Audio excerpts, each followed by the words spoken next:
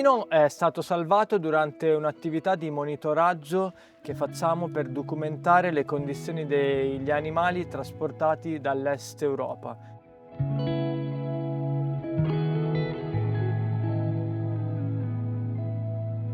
Nino viaggiava su un camion che proveniva dalla Romania.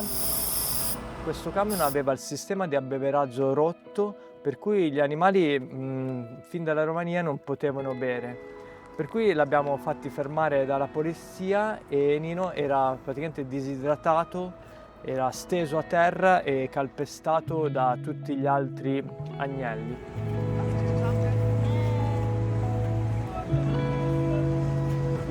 Per cui dopo l'intervento anche dei veterinari c'è stato dato, anche grazie alla veterinaria che è intervenuta sul posto per il controllo, durante queste attività di monitoraggio nel corso degli anni abbiamo trovato anche casi eclatanti dove gli agnelli non sono stati fortunati come Nino. Una volta è dovuto intervenire una veterinaria e sono stati soppressi 3 agnelli che erano in condizioni veramente limite e per evitare ulteriore sofferenza sono stati abbattuti.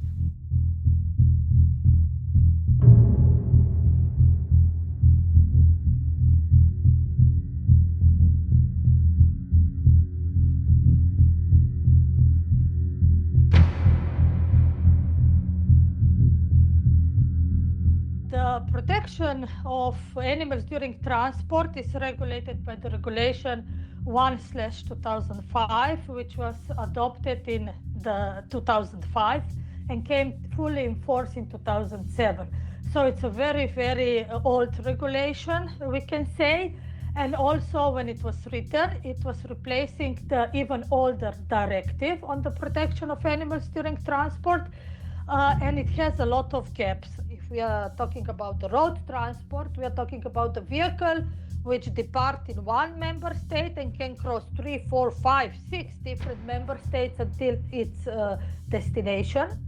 During this journey, nobody is really looking at it. Il regolamento che disciplina la gestione degli animali vulnerabili, che stiamo parlando di animali gravidi, animali non spezzati e animali a fine carriera, quindi quegli animali che l'industria ha sfruttato fino alla fine e deve portare al macello. Ecco, il regolamento è lo stesso che norma tutte le altre tipologie di trasporto di animali ed è sicuramente stato fatto prima con le conoscenze scientifiche che c'erano a quei tempi. Questo regolamento è datato, anacronistico e non tiene in considerazione realmente i bisogni etiologici degli animali. I've worked for Compassion for 35 years, and throughout that time, animal transport has been, a really major issue for our supporters. The UK, of course, used to have a huge trade. In the mid-90s, we were exporting 2 million sheep a year, 500,000 calves, and through 50 years of lobbying, we finally got to the point where the UK actually banned live exports for slaughter and fattening. Sadly, of course, the EU still has a huge trade between the member states and also to third countries, particularly the Middle East and North Africa. I believe that at the moment, the current regulation really needs to change.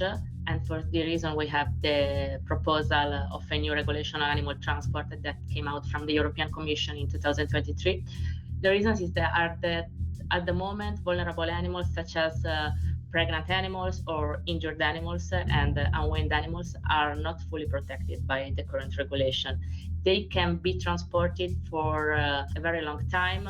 They are not protected during extreme temperatures, and they are also allowed to be transported also even during conditions that are not good for their health and welfare.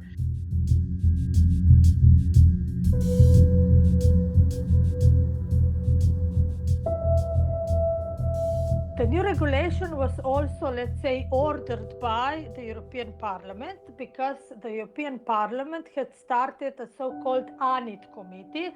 This is an inquiry committee to see how the current legislation on protection of animals during transport is being implemented and if it is possible to work on it. And one of the conclusions of the Senate committee is that Europe needs a new transport regulation. Now we had the ANIT investigation process in the European Parliament. My opinion is that they have produced quite good results, but it's derogated by the different member states who want to leave the situation like it is nowadays. Now. There are videos, there are photos, there are dossiers.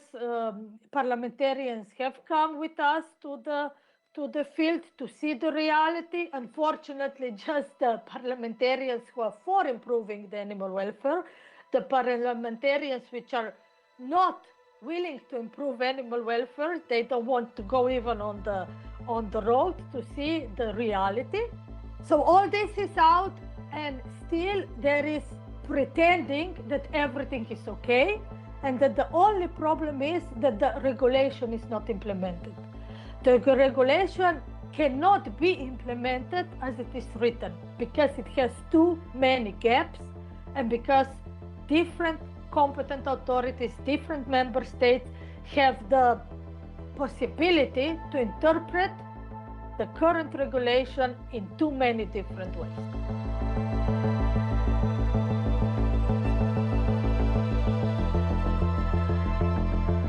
If we are talking about the vulnerable animals, so this is the animals which are all very young or at the end of so-called, this is how we call it, their exploitation area. So this is the animals which have been producing for human consumption all their lives. It means that their body is physiologically very weak, and these animals should be specially protected in the regulation. Experience suggests one just has to keep on lobbying and campaigning and trusting that eventually things do change. You know, I remember campaigning and lobbying on live exports in the UK in the 90s. It seemed we stood there on street corners chanting ban live exports. It was hard to believe it was ever really going to happen with 2.5 million animals a year being exported, but it has happened. One just has to keep working and trusting. One specific though, I think, is that we need as a movement to look at Article 13 of the treaty, that this requirement to pay full regard to the welfare requirements of animals, and think about what legal or other actions we can take to make, to force the Commission and the Member States to make a reality of this.